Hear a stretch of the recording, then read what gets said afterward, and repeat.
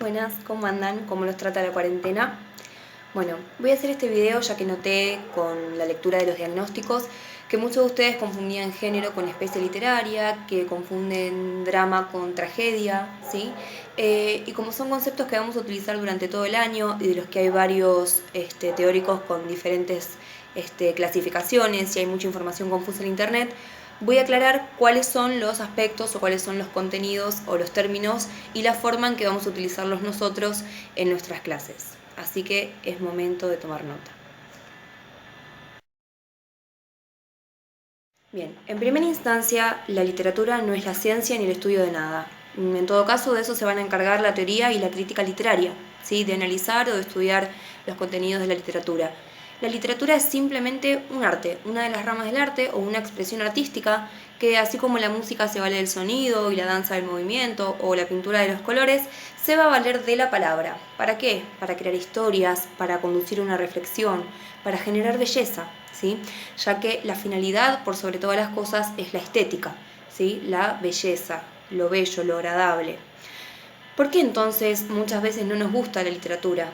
Simplemente porque la belleza es subjetiva, es decir, depende de la valoración, de las creencias, de los sentimientos de cada lector o lectora, ¿sí?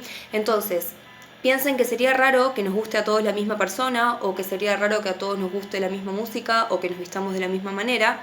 Lo mismo sucede con los textos.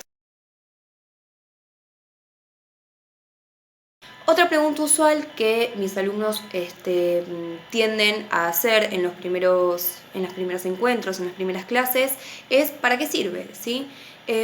Más allá de que esté mal tratar de adquirir todo el conocimiento o el aprendizaje esperando que sea útil para algo o que sirva para algo, yo diría que la literatura nos cultiva, pero sobre todas las cosas nos sirve para mejorar nuestra expresión cotidiana, ¿sí? Para desarrollar nuestras emociones, incluso para visibilizar la realidad, ¿sí? Yo si quiero hacer una queja social, puedo hacer una canción o escribir una poesía, ¿sí? Generalmente son cosas que nos acompañan en la cotidianidad. Sin ir más lejos, esto del coronavirus produjo muchos textos literarios, muchos videos con canciones, con relatos humorísticos que también tienen que ver con la ficción y con el desarrollo de la literatura.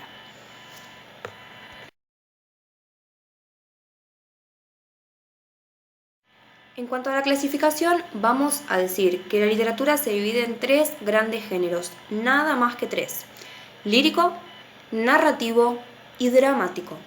Muchos en los diagnósticos me pusieron épico, pero el género épico es un género muy antiguo de una clasificación anterior que fue absorbido por el narrativo, ¿sí? Vamos a desglosarlos. El género narrativo va a tener que ver con aquellas historias contadas a través de la voz de un narrador que une sucesos que son causas y consecuencias desarrolladas por uno o un grupo de personajes determinados en un espacio y en un tiempo.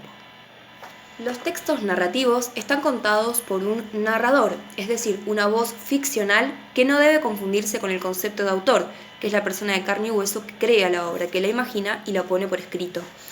Este narrador puede ser en primera, segunda o tercera persona y depende de su focalización y de su grado de conocimiento. El género narrativo es uno de los primeros con los que tenemos contacto. Sin ir más lejos, todos los cuentos clásicos y tradicionales que nos cuentan en nuestra infancia cuando queremos dormir pertenecen al género narrativo, ¿sí? Las novelas, los cuentos, todos son de este género. También los microrrelatos, las fábulas, los mitos. Después vamos a tener el género lírico.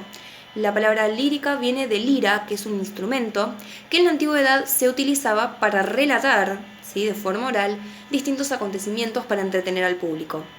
Esto hizo que los textos, además de para facilitar su memorización, se versificaran y se rimaran y dieran como producto todas las características que suelen aunar a las obras de este género.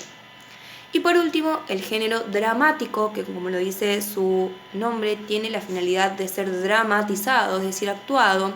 Es un género de origen griego, dramae significa acción, y son todas las obras de teatro o los diálogos que nosotros podemos llegar a dilucidar dentro de una obra, ¿sí? ¿Qué tiene de característico este género? Que a diferencia del lírico, que va a tener un yo lírico o un yo poético, que va a contar la historia de lo que siente, y a diferencia del narrativo, que va a tener una voz, un narrador que cuenta la historia, aquí solamente nos vamos a guiar por los diálogos de los distintos personajes y por las acotaciones o didascalias del autor entre paréntesis.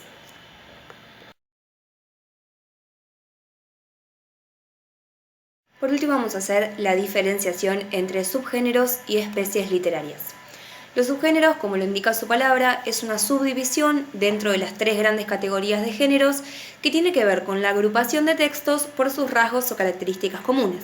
Por ejemplo, si todas las obras tienen un contexto que asimila la realidad, con personajes que podemos encontrarnos en la vida cotidiana, que expresan una crítica social y que pasan en un tiempo realista, van a pertenecer al realismo. ¿Sí? Si vemos que el tiempo es futurista, si los personajes tienen que ver con seres de otros planetas o que tienen que ver con la tecnología, vamos a encontrarnos con un relato de ciencia ficción. Entonces, los subgéneros van a tener que ver con un grupo de textos con características comunes dentro de un género, ¿sí? El realismo, la ciencia ficción, el fantástico y demás.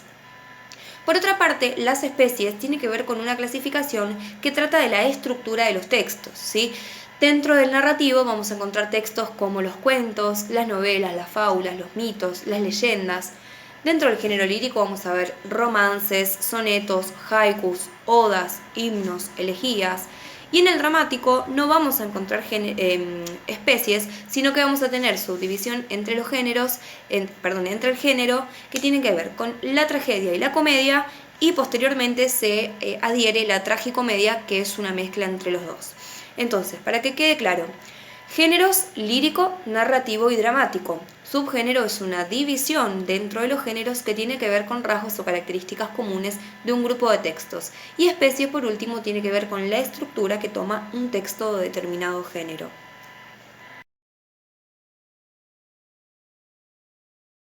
Bueno, perdón la rapidez al hablar, no quería que el video dure tanto, quería que sea una herramienta útil y si vemos que funciona, podemos empezar a utilizarlo como un formato para futuros temas.